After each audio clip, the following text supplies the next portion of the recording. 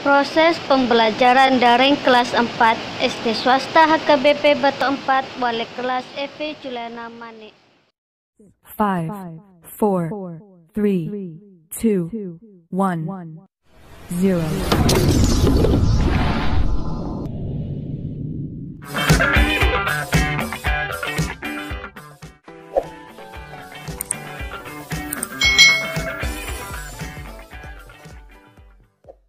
Hari ini kita belajar di tema 4, berbagai pekerjaan, subtema 1, jenis-jenis pekerjaan, pembelajaran yang keempat.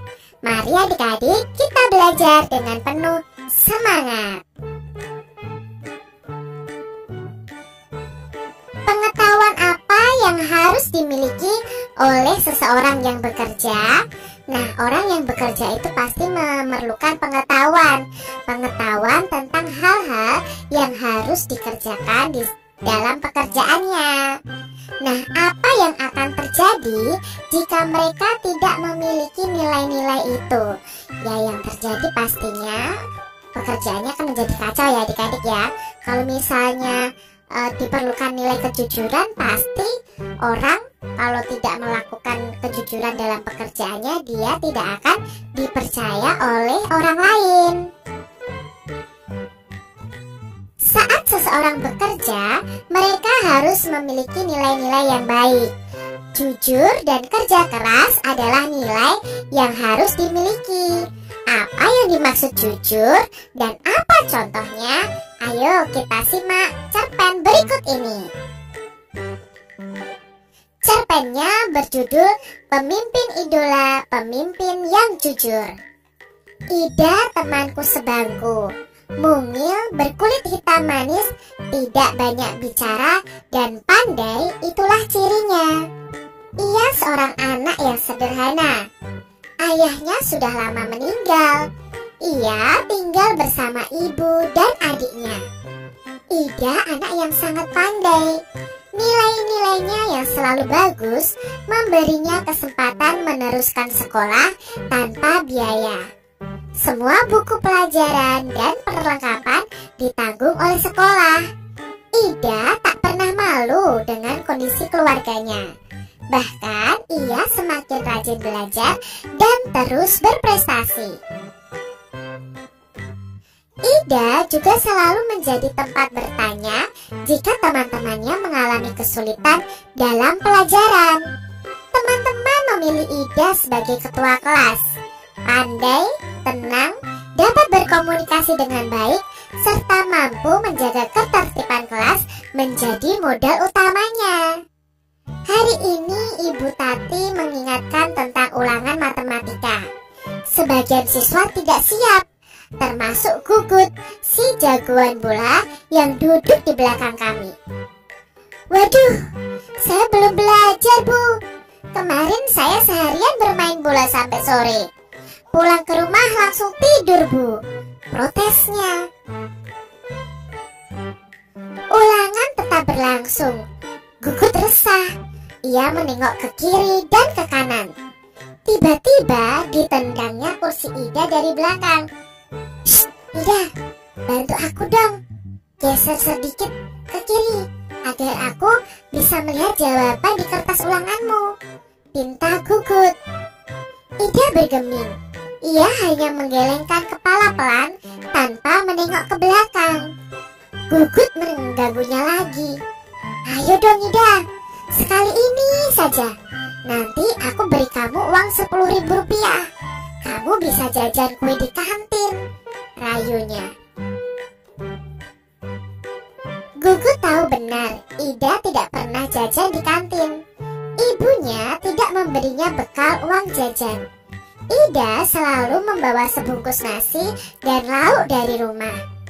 Namun di luar dugaan Gugut, Ida tidak terusik. Sekali lagi ia menggeleng pelan. Sampai waktu berakhir, Gugut terpaksa menyerahkan kertas ulangannya dengan lunglai. Pada waktu istirahat, Ida menghampiri Gugut. Maaf ya Gut, aku bukan tidak ingin membantumu. Menyontek dan memberi contekan kepada teman adalah perbuatan tidak jujur. Bahkan bisa dianggap sebagai korupsi kecil-kecilan, katanya kepada Gugut. Ah Ida, masa menyontek sekali saja dianggap korupsi? Setauku korupsi itu nilainya miliaran dan hanya dilakukan oleh pejabat berkuasa, kata Gugut. Gugut, justru kita harus melatih diri. Korupsi dan menyontek sama-sama mengambil hak orang lain. Bernilai kecil atau besar tetap saja tidak jujur. Kita membiasakan diri bertingkah laku lurus. Mudah-mudahan ketika besar nanti kita tidak akan tergoda untuk melakukan korupsi dalam bentuk apapun. Ida menambahkan dengan panjang dan lebar ya. Panjang dan lebar, jadi kata-katanya panjang lebar adik-adik. Aku dan teman-teman sekelas yang ikut mendengarkan percakapan Ida dan Gugut terdiam setuju. Memang tidak salah kami memilih Ida sebagai pemimpin di kelas. Tidak sekedar pandai, Ida juga patut dijadikan teladan. Nah itu tadi adik-adik cerpen yang kita bisa baca bersama-sama ya, tentang si Ida dan si Gugut nih ya. Siapa saja tokoh pada cerita di atas adik-adik? Siapa yang mengikuti ulangan adik-adik? Yang mengikuti ulangan adalah apa yang dilakukan Gugut pada saat ulangan? Lalu apa yang dilakukan Ida ketika Gugut meminta jawaban? Hal-hal baik apa yang bisa kamu ambil dari cerita tadi adik-adik? Nah adik-adik, sikap apa ya yang perlu aku contoh? Nah di sini sikap apa yang perlu kita contoh dari Ida dan sikap apa yang tidak perlu kita contoh dari Gugut? Apakah menurut kalian sikap Ida itu sudah sesuai dengan makna sila pertama Pancasila?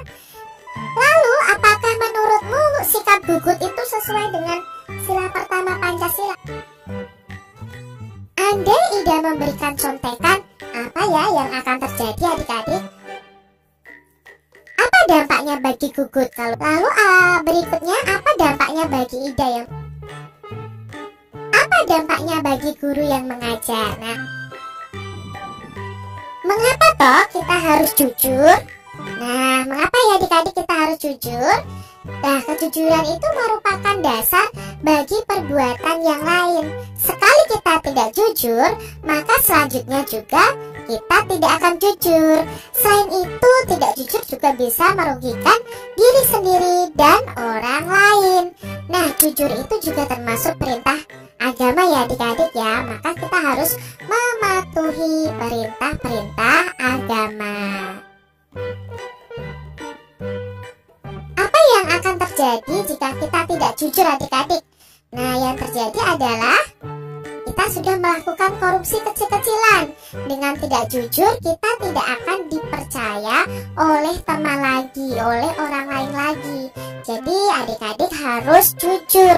Kalau tidak jujur, kita akan berdosa.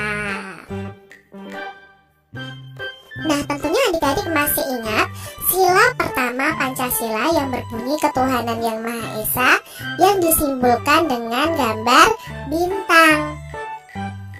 Sila pertama itu mengajarkan bahwa pemeluk agama harus taat dengan aturan agamanya. Setiap agama pasti mengajarkan pemeluknya untuk berbuat jujur adik-adik. Sikap tidak jujur akan membawa dampak bagi diri kita dan orang lain. Semua orang harus jujur, termasuk orang-orang yang bekerja. Benar kata Ida, mungkin tindakan tidak jujur ketika sekolah adalah menyontek, dan tindakan tidak jujur ketika sudah bekerja bisa saja berupa korupsi atau mengambil hal yang bukan miliknya. Jadi adik-adik, ayo kita bersikap jujur. Demikian tadi adik-adik pembahasan kita di tema 4, subtema 1 pembelajaran yang keempat.